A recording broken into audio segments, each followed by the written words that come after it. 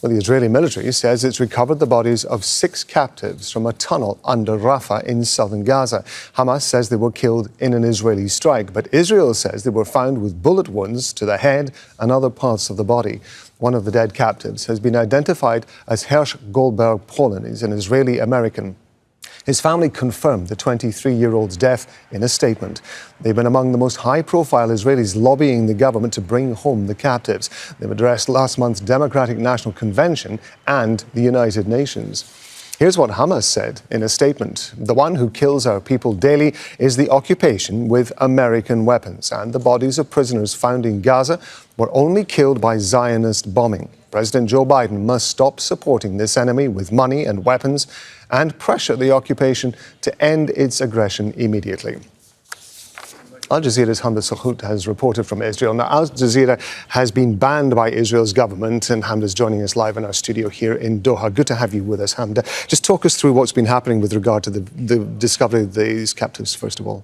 Well, there have been several protesters that have taken to the streets. You're looking at thousands of Israelis that are demonstrating against Netanyahu. But let's talk about what Netanyahu said in his statement before we get into the demonstrations. He said that Hamas is the one who killed the captives, meaning that they're not interested in a deal. But if you look at what the Israeli public has been saying, it's that Netanyahu himself is not interested, neither willing or capable to enter into a deal, saying that he is prolonging the war for personal and political gain. You have members of the opposition who are calling for change. You have also the country's defense minister, Yoav Gallant, who has sparred with Netanyahu in high-level security cabinet meetings, saying that perhaps Netanyahu should not have such a stance about the red lines that he has, that maybe he should lessen his stance so that there can be a deal that is achieved. But ultimately, no matter the pressure that is facing Netanyahu, he seems to be unfazed and has maintained that military pressure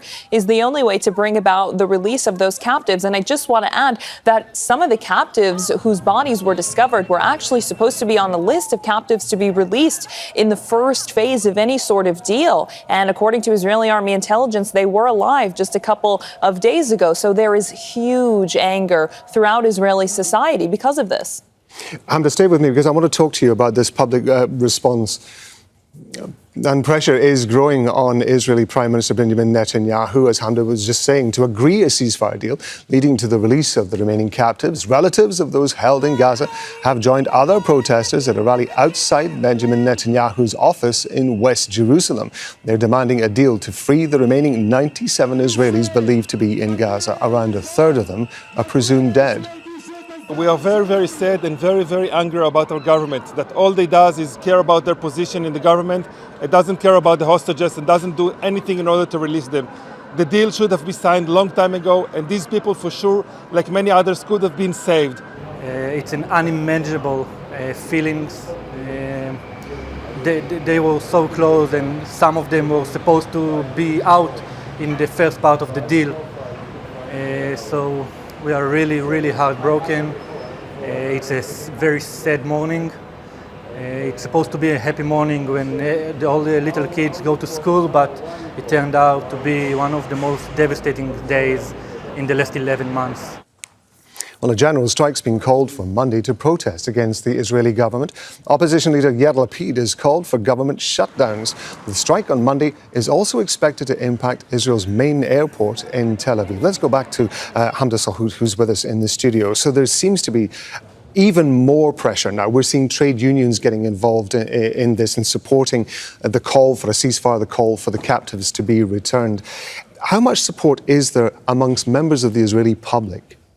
Well, there is huge support for the labor union and there is huge support for the protest movement. So let's talk about this labor strike that is going to take place on Monday, starting at around 8 a.m. This labor union, the Histadrut, is the largest in Israel. It is responsible for most of the trade federation and most of the economics. So they are incredibly organized and they have the power to really do damage to Israel's economy with this shutdown. The greatest and most high profile of those shutdowns is going to be at Ben Gurion Airport, which is the main hub for travel in Israel. So that's going to start at 8 a.m. A spokesperson for the union said that a list of all other organizations and businesses businesses will be released later today. But you also have Israel's opposition who is supporting this, who is saying that people should be taking to the streets against Israel's government. The head of the labor union himself, the chief, is going to be at these protests and is encouraging people at the day of the strike to go demonstrate in the streets, saying that he's going to join them, saying that a deal must supersede everything else. The last time we saw a strike like this from the labor union was around a year and a half ago when the country was protesting against judicial reforms, and it actually made an impact. It did have an impact because it shut down Israel's economy, and that sent a message to Israel's government to do things differently with their proposed bills, and they're hoping that this time the message that the labor union can send can be to push the government in the direction of a deal.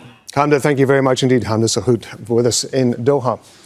Well, Daniel Lifshitz is the grandson of retired Israeli journalist Oded Lifshitz, who was taken captive during the October 7th attack. He's joining us live now from Tel Aviv. Thank you very much indeed for being with us on Al Jazeera. Hamda was just explained to us the level of pressure that is growing within Israel to find a ceasefire deal, find a way of getting the captives home. And of course, she mentioned that the last time that there was such a significant protest, it started to affect the economy, and that had a knock-on effect with the government. Is there any confidence that you might have that the degree of protest that you're seeing now might actually finally bring some action from the Netanyahu coalition?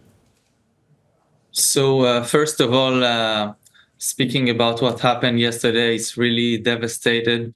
It's devastating that, first of all, an American citizen who've been hurt and injured by a grenade on October 7, Hersh Goldberg, and after that somehow succeeded to survive more than 300 days, been murdered in captivity and shot together with two other women.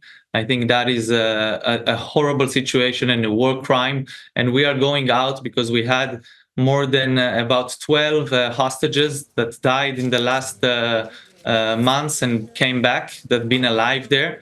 And for us, it's our right, and we have to go out to the streets to make the pressure on our government. But without the world pressure, we will not succeed. We must have the pressure of the President Biden. We must have the pressure of the Qatari Prime Minister, Sheikh Mohammed Al Thani, Assisi, Kamal Abbas, everyone, to make the pressure of all sides. It's not only one side to take a deal, and we really need that. And with our pressure, the internal pressure, which we are the citizens of Israel, and we will do everything to bring back our hostages, we need the help from the world to do the same pressure over Hamas, because murdering and executing hostages, there is nothing that is connected to any religion, any society, any culture, and it's really against the Quran and betraying it. We should point out, of course, that Hamas's position with regard to these captives is that they were killed as a result of Israeli bombing until the bodies are actually but it properly... has been proven that they've been shot. We got the IDF final resolution about it, and those been murdered. I don't know why there, but that's the situation. For me personally, I'm very worried because I have a great-grandfather there. He's my grandfather and the great-grandfather of my daughter, the only hostage which is a great-grandfather in the world. We cannot expect old men in captivity. Hamas said things went out of control on October 7. But if things went out of control, you have to return those hostages. The old men are something so holy for the Quran and for everyone, and not bringing them back, releasing them unconditionally, it's a sin. And I'm so worried about my grandfather. He's almost a year there, and he's someone who did all his life everything for coexistence and for peace. I feel like the peace is held in a tunnel in Gaza, and it's devastating for me. Carmel Gat was as well with me in school, and I can't imagine that she died. She could be here. It's such a devastating moment for everyone in the world, which are talking about humanity. Critics of Benjamin Netanyahu and the coalition, of course, including members of the US government in the past, have said that Benjamin Netanyahu himself has been one of the stumbling blocks to finding a solution to this war. Is there any indication that you have had, given the fact that you've had interaction with US officials as well as Israeli officials, that that position that is being held by the Netanyahu coalition may change as the pressure grows? I believe that it can change. I believe that after what happened yesterday, only from the we are suffering here so much, and we are going out to show it. We are not protesting against, we are protesting for the release of the hostages to make a deal, because finally this deal will bring back our beloved one, will end the suffer of the Gazans, who should go out as well and protest against Hamas, because if Hamas will release all the hostages, it will end tomorrow. And as well, we want to go back to our homes. We are displaced as well. My mom, she's displaced. All my community is completely burned. All the houses are impossible to live in. I'm coming from Kibbutz Nir Oz, place who did everything for coexistence and believed in peace.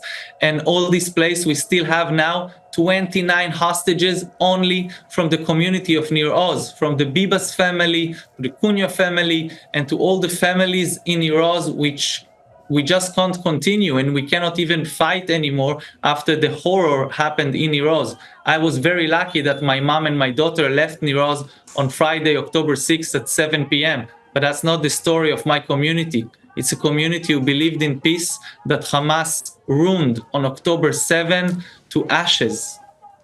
Daniel Lifshitz, we appreciate you talking to us on Al Jazeera. Thank you very much indeed. Make sure to subscribe to our channel to get the latest news from Al Jazeera.